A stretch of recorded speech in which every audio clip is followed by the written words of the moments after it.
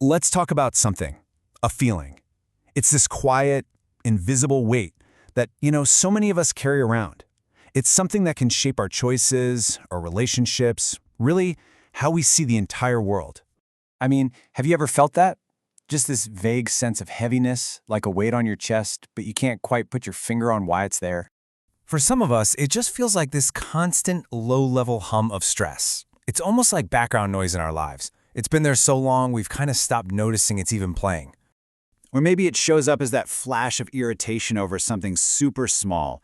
You find your fuse is just surprisingly short and you're not totally sure why. And then there's the exhaustion. And I'm not just talking about being physically tired. This is a deep, emotional fatigue that, honestly, a good night's sleep just doesn't seem to fix. So look, these feelings, they're not random. They're all signs of the same thing. And it has a name, emotional pain. And its biggest danger, the fact that it's completely invisible. Think about it like this. When we get physically hurt, like a cut on our arm, we see it. People see it. We get help. We put a bandage on it. But when our heart hurts, it's invisible. And we're just supposed to, manage it on our own? So, why the silence? Well, for generations, so many of us were taught that talking about our feelings is a sign of weakness. So what do? We learn to push it down, to just keep going, to deal with it. But that pain, it doesn't just disappear, it settles in. It becomes part of our internal landscape. And to cope with it, we start telling ourselves stories. The first story. We tell ourselves, life is just stressful. We totally normalize the pressure, and we just accept it as, this is just how it is. Or maybe we play the comparison game. Others have it so much worse, so I really shouldn't complain. We shrink our own pain by putting it next to someone else's. And then, of course, there's the one where we blame ourselves. I should just be able to handle this. I just need to adjust. We convince ourselves that we're the problem, not the pain itself. We repeat these stories over and over until this constant pain just feels, normal.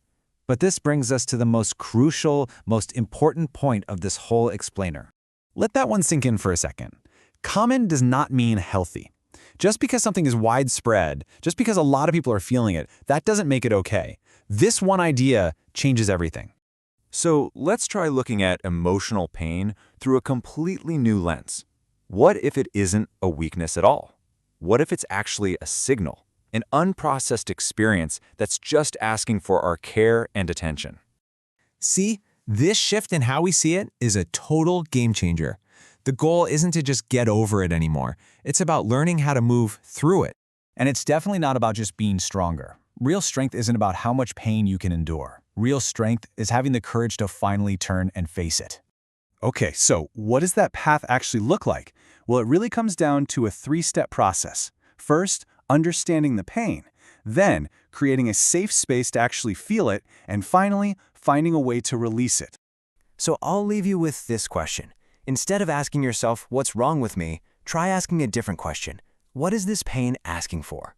The answer might be a lot simpler than you think. Maybe, just maybe, all it really wants is to finally be heard.